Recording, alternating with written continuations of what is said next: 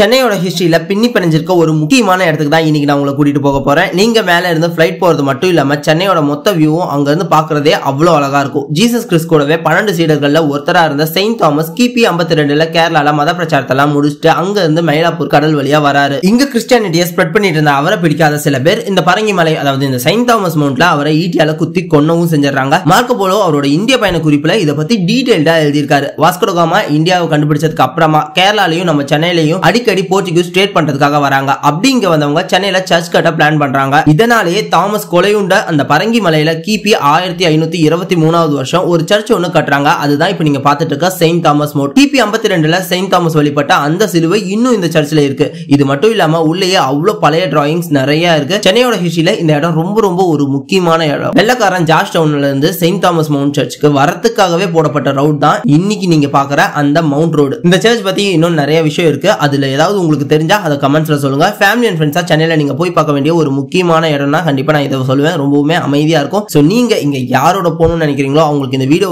மறக்காம சென்ட் பண்ணி கூட்டிட்டு போக சொல்லிடுங்க.